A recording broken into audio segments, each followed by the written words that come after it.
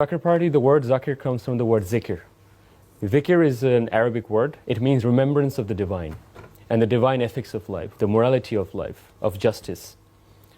And Zaker Party is a liberal democratic political party. This is what we truly believe. And embedded within the political party are core nationalist ideals and pacifist Islamic principles. As you understand, we believe in religious pluralism, we believe in collectivism, we believe in the principles of communal harmony, we believe in the establishment of rule of law.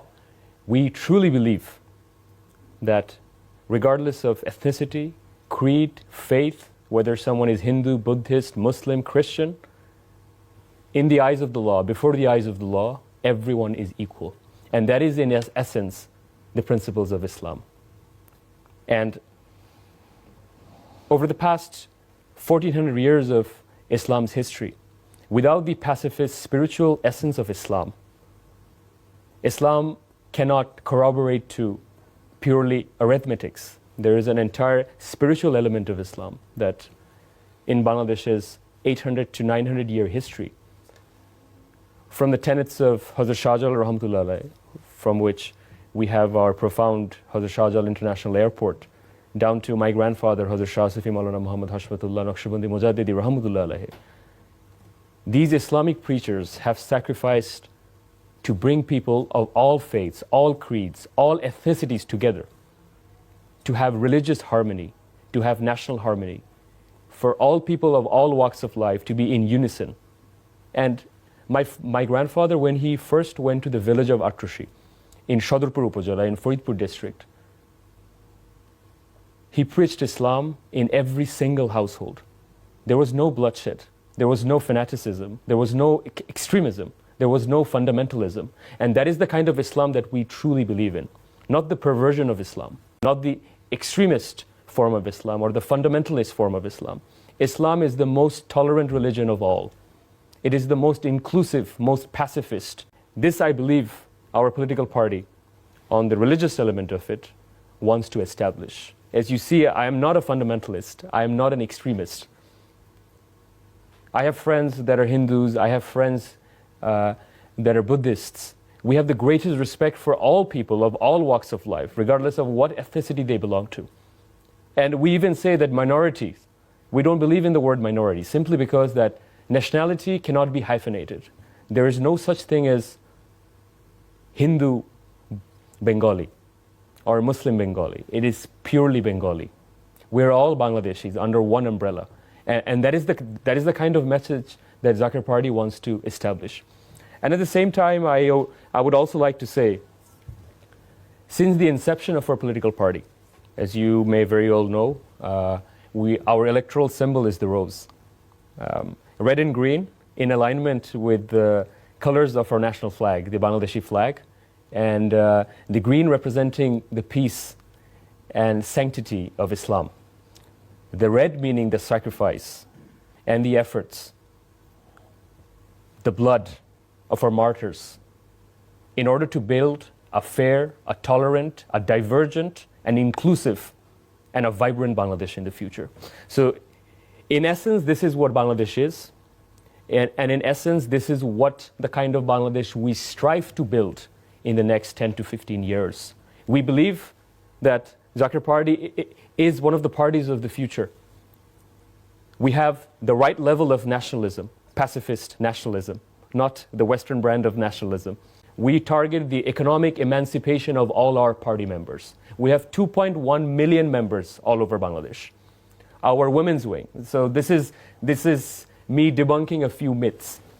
We are very, very pro women's empowerment. This is not just with words, but in our practice as well. Zaker Party Mahila Front, which is the Zaker Party's women's wing, is one of the strongest women's organizations in Bangladesh.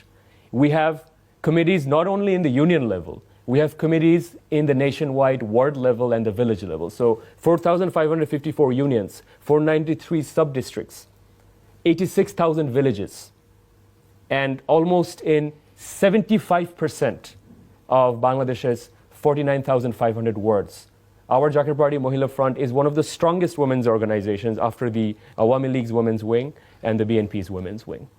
And we're here. We want to serve the country. We want to serve our people. We want to emancipate our people from the shackles of poverty, from the shackles of corruption. And we plead to the Bangladeshi people that we want to serve. We have no aspirations. There's no personal agenda here. All we ask is that we get an opportunity to simply serve our people. That's it. And this is the essence of Zaker Party. This is why my grandfather founded his political party. If you look at the history of Islamic preachers in Bangladesh, starting with in the 1300s, Hazrat Shah Jalal Rahmatullah alayhi, and then Hazrat Shah Paran Rahmatullah alayhi. And then if you look in the 1500s or the 1600s, Mujaddid al-Fisani Shaykh Ahmed Sirindi, who fought in the name of Islam against Mughal Shamrat, the Mughal Emperor Akbar, did not bow down simply to establish rule of law, simply to establish justice, simply to establish the principles of Islam that he believed in. In the more recent history, if you go to Shirazganj in Pabna, my grandfather's spiritual master or teacher, Hazrat Shah Sufi Khaja Yunus Ali Rahmatullah alayhi, they preached Islam to bring people together, not to divide people. We were not segregationists. So I understand that in the Islamic polity, it can be very, very divisive. But I plead to all people that there is no such thing as Sufi Islam or Salafi Islam. There is only one Kalamar Islam, where we bring people of all walks of life under the umbrella of the Medina Constitution, whether it's Hindus, Muslims, Christians, Jews, Sikhs, etc., etc. If they're people, they're all equal before the eyes of God. And that is something that we want to harness and what we want to preach.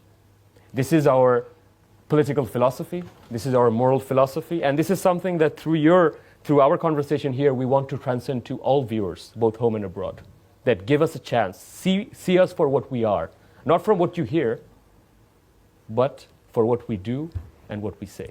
Rasul said Islam has been given the full meaning. So after the formation, after the full message of the Quran, how do you relate the Medina Sanad with this?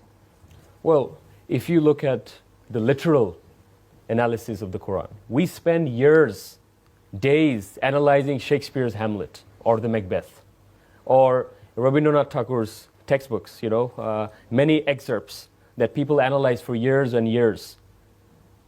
However, whenever it comes to the interpretation of the Quran, there cannot be one literal meaning. Without the spiritual essence of Islam, without the metaphors and the similes, without the right interpretation, there is always the chance that it gives birth to some form of misrepresentation, misinterpretation, and in some cases, in the name of Islamic fundamentalism, we also have seen Islamic radicalism or extremism in the name of Islam, violence in the name of Islam. And these are some of the contradictions that we have fought against since the inception of Bangladesh. Muslims have to come together. If we are to have a commonality in defending what is just, in defending what is right, it cannot be at the expense of Hindus or Buddhists. It cannot be at the expense or in the persecution of our minorities over here. This is not the way our Prophet treated the minorities 1400 years back.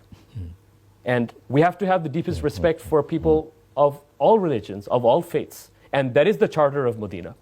And what the Quran said, of course, what the Quran says, how I interpret it versus how you interpret it, is going to be vastly different. How any person in any country interprets Islam, it differs from house to house, from person to person. I am open to all interpretations, but violence in the name of Islam cannot be tolerated. And we cannot harness a breeding ground for fanatical ideology. This is the age of human progress. Islam believes in fundamental progression, in economic empowerment. And there's a very famous saying by Dale Carnegie, which says that God does not judge a man till the end of his days. What gives you and I the right to judge a man before the end of his days? So we have to remember that we cannot give out certificates of heaven and hell. That is the only judgment that we have to leave for God. So whether someone is doing right or wrong, we can tell them what we feel morally or ethically or legally speaking. But the final verdict of what is just, what is right, does belong to God. Selective literal interpretation of religious texts. And this, I believe, is extremely dangerous. If you take some portions of a religious or a biblical or a Quranic text out of context and place it where you feel is more appropriate for your own liking, for your own satisfaction, for achieving your own religious agenda or your own political agenda, this does not reflect in totality the message of the Bible. It does not reflect in totality the message of the Torah. It does not, in essence, relay the message of the Quran. If you look at what is happening in Palestine right now, in the name of the holy state of Israel, quote unquote, the barbarity in the name of Judaism, this is not what Judaism preaches. Love mercy now, do justly now. You are not obligated to complete the work, but neither are you free to abandon it. This is from the Torah. In the name of establishment of a holy state in Israel, the persecution of Palestinians, this is not what Judaism has preached. So fundamentalism in any form, taken to the extremes, can resort to extreme capitulation of religious text, capitulation of the spiritual essence of any religion. Whether you see it, some extremists happen in the Hindu religion as well. There are many severe examples. There are Islamic extremists that were harboring all over Bangladesh, 10, 15 years back. It's happening in Afghanistan, it's happening in the Middle East. But what is the breeding ground? And what responsibility do moderates have in curbing these extremist versions of interpreting the Quran to suit their own political agenda? And as you understand, end of the day, these interpretations are backed by a wholly political and a financial lobby. And we've seen this across the Middle East as well. If you look at AIPAC funding Israel, you could see the persecution, the plight of the persecutions of the Palestinians in the West Bank as well as Gaza. It is not a new phenomenon that happened on the 7th of October 2023. It's been happening for the past 75 years.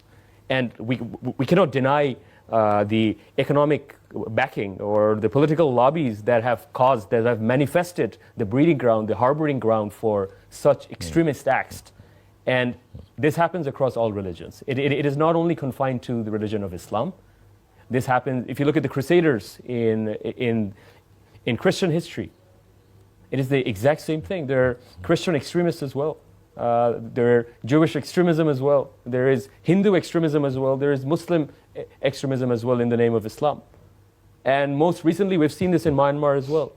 There are monks that are now acting out deeds of terrible extremism and in the name of quote-unquote religious fundamentalism. So I do feel there should be a consensus that violence or fundamentalism that can harbor or breed hate, violence, should not be tolerated in any modern civilized society. That is my personal predicament. People can agree or disagree. Again, I'm a very devout practicing Muslim. I believe in the sanctity of God. I do my prayers, I fast. I believe in the divine, but it does not give me the right to suppress or impose pressure upon a non-believer in order to convert to Islam. It does not give me the right. As you know, there are 44 registered political parties in Bangladesh. 44. And there are many parties that have had their registration. They have come into the political fray and they have disappeared over the past 40 years or more. We have remained. And today I can proudly say that all over Bangladesh we have 2.1 million members, registered members with NIDs, with mobile numbers. You can fact check it with our rallies that we have held over the past few years. You can do a physical head count as well to check whether the numbers that I'm proposing to be accurate are actually in effect in display or not. The fact of the matter is, out of these 44 political parties, Zaker Party today is the 5th largest political party, simply on the sheer number of the member base. You may ask a question, why are you not represented in parliament? Why don't you have a cabinet position? The 14-party alliance that are aligned with the Awami League and the 20-party, or now the recently 36-party anti-government alliance that is aligned with the elephant in the room, the BNP. If you take out the Awami League and the BNP and you combine both the 14-party alliance members as well as the 36-party political parties, combine them together, we have more organizational strength nationwide. And the reason I say this is because if you look at the elections, whether it's the 2018 elections, 2014, 2008, these alliance partners are running on the electoral symbol of the Noka or the sheaf of paddy, the Dhanashish. This is not their own political success. Tell them to run an election on their own electoral symbol. Then you count the votes. Then you compare Zaker Party's Golab Phul, which is the rose, versus any other political symbol. And I challenge you, in any constituency, barring the Awami League's Noka and the BNP's, which is the largest opposition party right now, the sheaf of paddy or the Dhanashish, we have the tenacity, we have the conviction that even the Jatiyo Party, which is widely considered to be the 3rd largest party, we can defeat the Jatiyo Party in more than 75 to 120 seats. If you look at across the intelligence polls, you can do the polling yourself. That is the strength of Zaker Party today. Yes, we haven't held cabinet positions. We haven't sold our soul for political power. But what we do have is an extremely vibrant, organized political party nationwide. And in the future, as you see, there is a latent vacuum for the 3rd largest political party. There's a massive vacuum. We want to be the natural successor of a new Bangladesh, a progressive, vibrant, thriving Bangladesh. We have to be in the equation. And in politics, this is a big test of patience. We're not short on people, Dr. Sinha, at all, by any stretch of the imagination. But there are 3 main ways funding is raised in Bangladesh, and most of it has to do with taxpayer money. Number 1, government tenders. Taxpayer funded, government sanctioned tenders. Number 2, bank loans. Again, depositors' money, which is effectively taxpayer money, disbursed through bank loans, taken by big conglomerates, either laundered or abused or used in the political realm. Number 3, the Dhaka Stock Exchange. It's a puppeteering tool for raising funds. Again, it entails investors' funds. So as you see, Bangladeshi people, the common voters, are systematically being rigged. In any election cycle right now, Dr. Sinha, why can't we win? It's impossible. If you look at the economics of an election cycle in Bangladesh right now, if I were to compromise my ethics, my religious etiquette, my political etiquette, I wouldn't be short of $100 to $200 million cash to run for an election cycle. In one election cycle in Faridpur district, the net expense of a 20-day election cycle was close to $3.5 million, almost 40 crore Bangladeshi taka. If you multiply this across 300 constituencies, while we have the moral consensus of our people, while we have the conviction, but on the sheer financial element of running an election campaign, it's impossible to compete. This is a David versus Goliath story. The gulf in class is immense, not on competence, not on credibility, but for what we can do but we're not choosing to do. And unless the election commission intervenes, people like yourselves, Dr. Sinha, will never be able to take part in an election. It's impossible. A union level election, we just contested a by-election at the union level.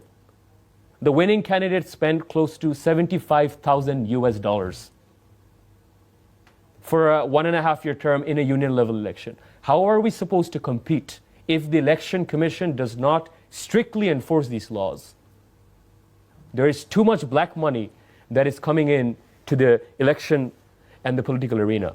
This means the meritorious, the competent, the credible, all service sector people, lawyers, doctors, teachers, professors, they will never be able to run for elections. If we want our brightest and our most competent people to be in positions of authority, we need a clear legislation that people cannot be bought with votes. The net spend to buy votes, and I saw this in a particular election campaign, even in Kurigram, for instance.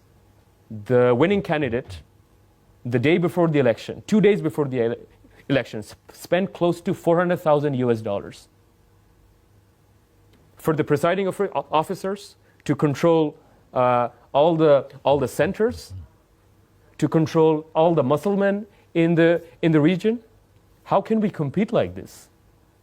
I plead to the Election Commission of Bangladesh. I plead to the highest echelons of the state machinery. Of course. So Dr. why don't raise the voice? We have raised our voice. We are trying to raise our voice.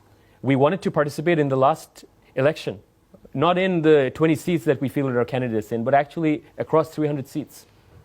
But this is not a level playing ground. And I am not simply blaming the incumbent government. The BNP, while they were also in power, we saw a similar structure as well. While the Awami League is in power, they're seeking for competent opposition members right now. But they're shackled. We are completely shackled right now. And without an independent judiciary, without an independent state machinery, how can we compete? But still you are not Alex Haley, roots. Of course. You should shout. We are not throwing in the towel. We're not throwing in the towel yet, but it's very difficult to be in the comforts of our discussion here today. But the grassroots reality is vastly, vastly different, Dr. Sinha. It's impossible to, never mind do our politics, but it's also becoming very impossible to survive politically as well. But God willing, we are very meticulous in our decision, as well as in our local political diplomacy as well. We have to negotiate. We have to negotiate for our own people, for the safety of our own workers, for our party members.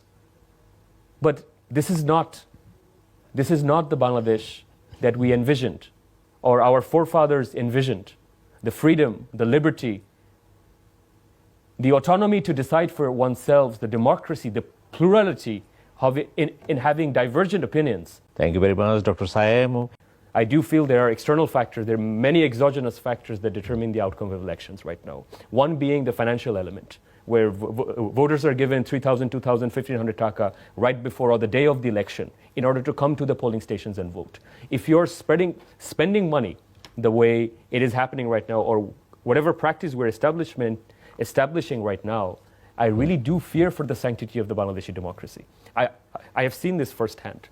I've seen how much money has been spent in the last election cycle without the largest political opposition being present there. And with regards to dissent, I do feel that the opposition, not only the BNP, but its allies, as well as independent political parties like ourselves. And I would like to also say on the record that we're not part of the 14-party alliance, neither are we part of the BNP-led 36-party alliance. We have an independent alliance with the people of Bangladesh. We want to grow our supporter base as much as we can, because we may not get this opportunity again. So while we may not run for all elections, maybe we cannot win, but Dr. Sinha, in 1996, this is the power of the swing vote. June 1996, Shahjaza Chaudhry, president member of the Bangladesh Awami League at the time, contested against Obaidur Rahman, who was the General Secretary of the Bangladesh Nationalist Party.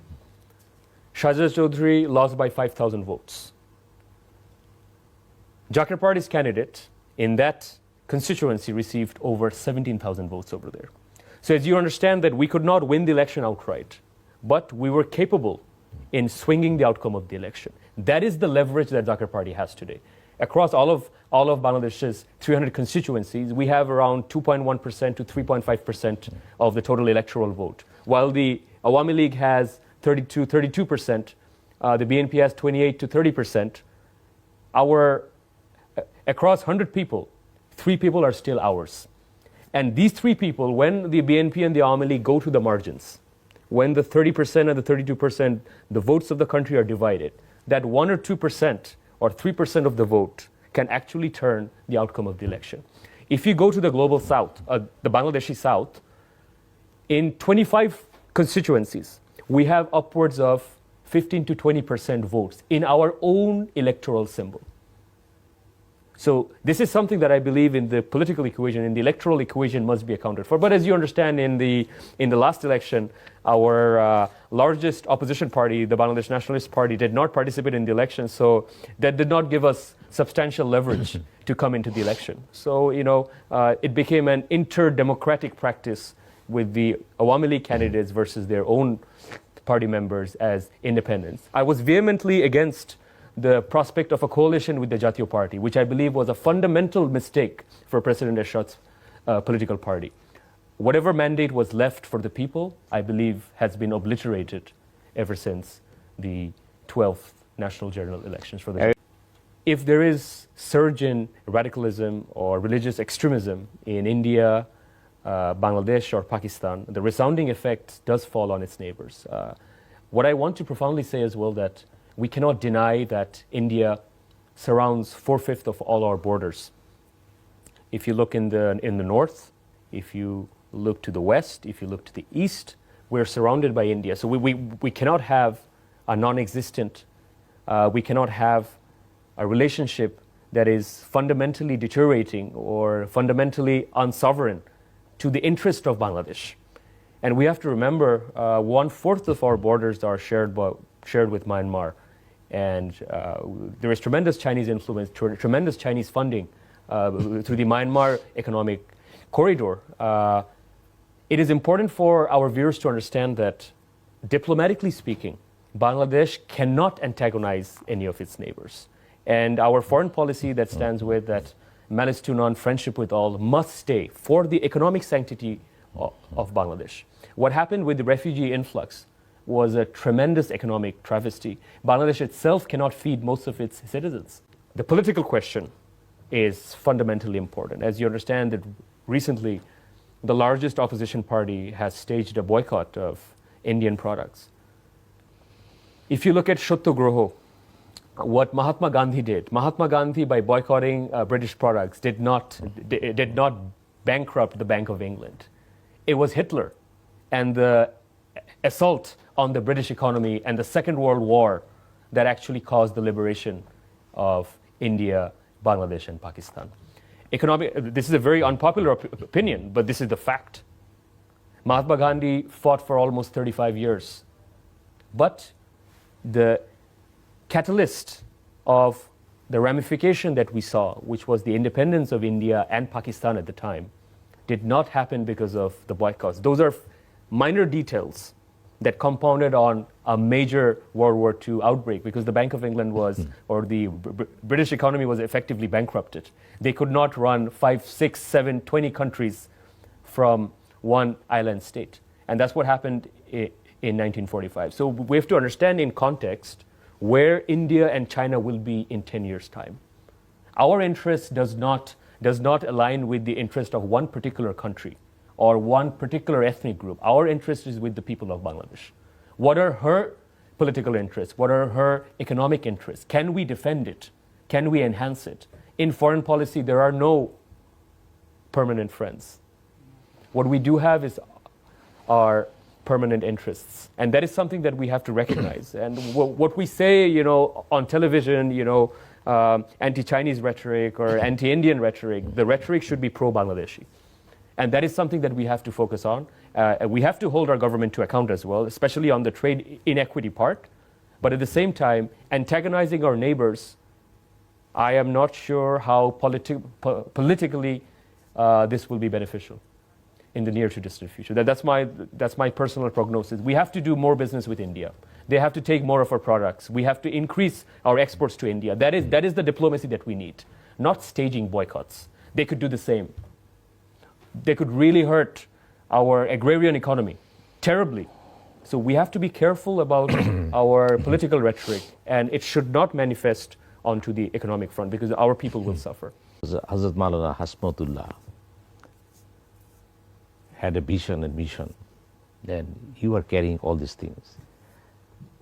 And let us see what the next. But at the same, if I can add, please. Dr. Sinha, just to finish, my grandfather never proclaimed to have any spiritual powers. He never claimed to be a saint. He was a simple preacher of Islam, and that's all he did in the entirety of his life. But it is you. We don't have any spiritual but powers. It is you so who just utter the, debunking myths. It is